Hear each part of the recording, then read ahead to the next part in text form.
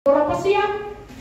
At si Pedro, mapusok yan. Siya yung tumagpas ng tenga ng isang lalaki na buti na lang po at ibinalik ni Jesus Christ. Paano kung hindi mo kayang ibalik? May putulang tenga. So, ganun si Pedro. Si Pedro po, palagi yung Panginoon, hindi kita iwanan. Ganun yun, pabigla-bigla yan. Hindi kita iwanan. Mamatay mo na, ano man mangyari. Sama ko sa iyo. Ganun ni Pedro Pero bakit mo? Sabi ni Cristo, 3 beses bago tumila ako manok, pagkakagalo mo ako, pinagkagalo rin niya.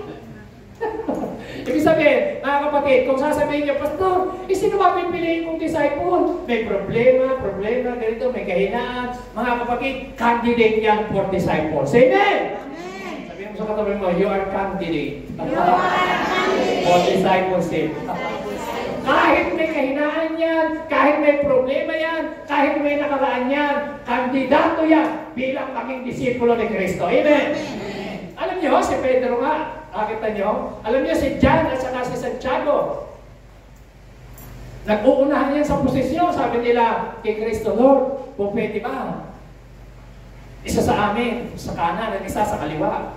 So, posisyon, ano yan? Mahilig sa posisyon. Ganun yun. Yung dalawa na yun. At, tingnan niyo si Mary Magdalene. Hindi niya nakita na itong babae na ito ay marumi. Hindi niya nakita na siya ay na-caught on the act sa adultery. Alam niyo po ba, maugasan niyo sa Book of Luke, si Mary Magdalene, isa sa disipulo ni Kristo na 7 demonyo pinalaya sa kanya, pinalabas sa kanya, 7 demonyo, pero siya po ay naging faithful follower, supporter ni Jesus Christ. Palakpakan natin ang Panginoon. Amen? So, hindi ko po sasabihin na may pastor, hindi ko siya pwedeng disciple kasi ganito, nakikita ko sa kanya ganito, may problema siya sa ganito, problema sa ugali, problema. So mga kapatid, pag nang-isda ka, ang isda nililinis, tinatanggalan ng mga kaliskis, tinatanggalan ng hasang, kaya yung itinidisciple mo, tatanggalan mo ng kaliskis niya. Amen! Tatanggalan mo ng hasang niya. Para malinis. Amen? Amen. Amen. Totoo yun. Kasi, hindi kagad malinis yan pag nakuha mo.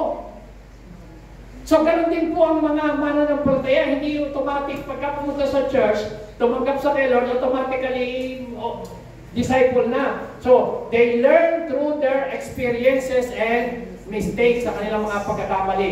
And number 5, He never gave up on them. Si Jesus Christ, hindi sila sinukuan. Amen. Amen. Amen? Tingnan niyo po, si Kristo, ipinagkanulo siya ni Pedro, pero hindi sumuko si Jesus Christ. Binalikan pa rin. At the end, si Pedro ang naging leader ng grupo, siya pa rin ang naging evangelist nung napuspos ng Holy Spirit at fully equipped na disciple, na talagang na-equip na siya pa rin ang ginamit ng Lord na tumayo sa panahon ng pagbubuhos ng Espiritu ng Diyos sa Acts chapter 2. Ay, kita niyo po, first preaching ni Pedro, na-convert 3,000. Sunod, 5,000. Tapos ginamit siya ng Panginoon everyday, signs, wonders, and miracles. So makikita niyo mga kapatid, hindi sinukuha ng Diyos si Pedro. Kahit po si Judas. Si Judas, wala kang mababasa sa Bible na sa kapila ng si Jesus Christ ay pinagpalit, ibinenta sa pamagitan ng 30 pirasong pila. Wala kang mababasa sa Biblia na sumuko si Jesus Christ na sinabing nagkamali sa kay Judas. Alam niyo, actually, si Jesus Christ, si Lord ang nagpili sa kanya, at si Kristo rin ang nagbigay sa kanya sa posisyon bilang treasurer. Sino si Judas? Nagnanakaw. So, pero si Jesus Christ hindi sumuko sa kanila. Kaya sabihin mo sa katabi mo, huwag mong sukuan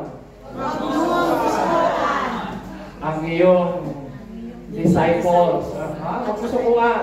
Ang mga Pilipino raw, susuka pero di susuko. Amen?